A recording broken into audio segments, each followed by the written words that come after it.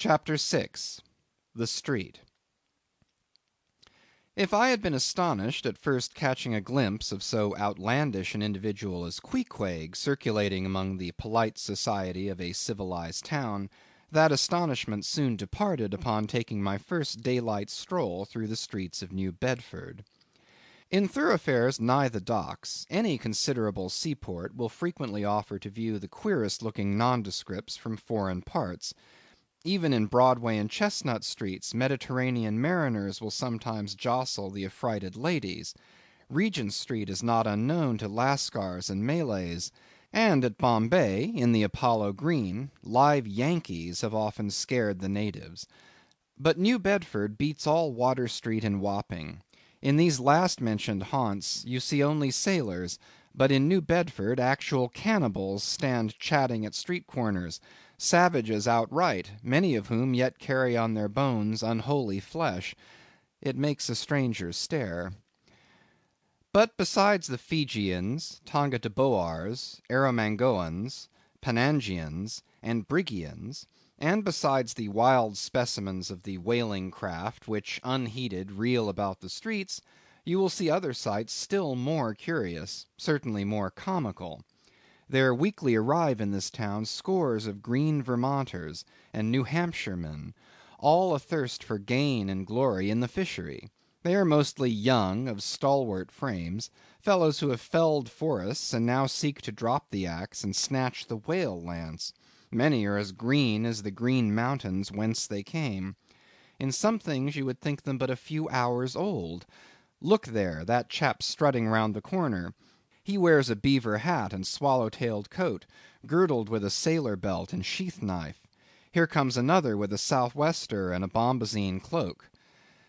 No town-bred dandy will compare with a country-bred one. I mean a downright bumpkin dandy; a fellow that, in the dog days, will mow his 2 acres in buckskin gloves for fear of tanning his hands.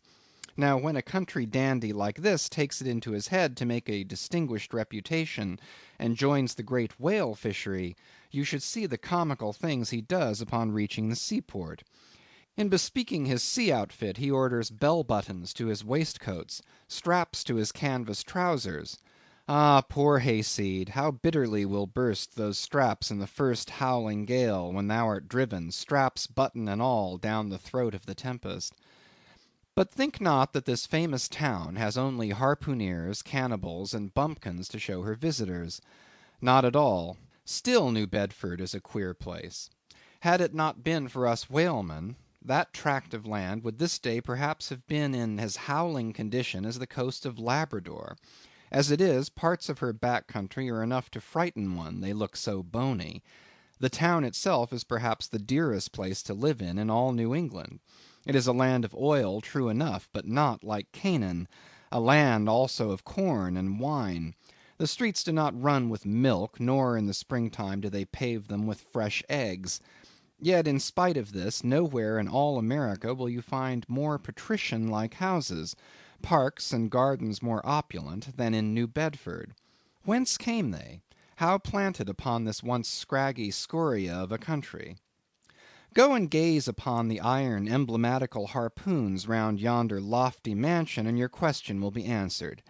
Yes, all these brave houses and flowery gardens came from the Atlantic, Pacific, and Indian Ocean. One and all they were harpooned and dragged up hither from the bottom of the sea. Can Herr Alexander perform a feat like that? In New Bedford, fathers, they say, give whales for dowers to their daughters, and portion off their nieces with a few porpoises apiece. You must go to New Bedford to see a brilliant wedding, for they say they have reservoirs of oil in every house, and every night recklessly burn their lengths in spermaceti candles.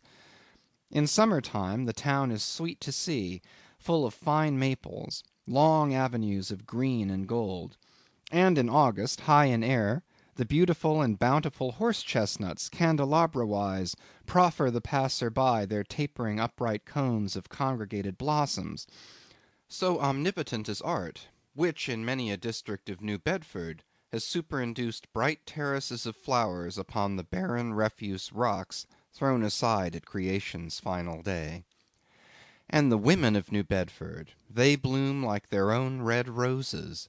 But roses only bloom in summer, whereas the fine carnation of their cheeks is perennial as sunlight in the seventh heavens. Elsewhere match that bloom of theirs ye cannot, save in Salem, where, they tell me, the young girls breathe such musk, their sailor sweethearts smell them miles off shore, as though they were drawing nigh the odorous Moluccas instead of the Puritanic sands.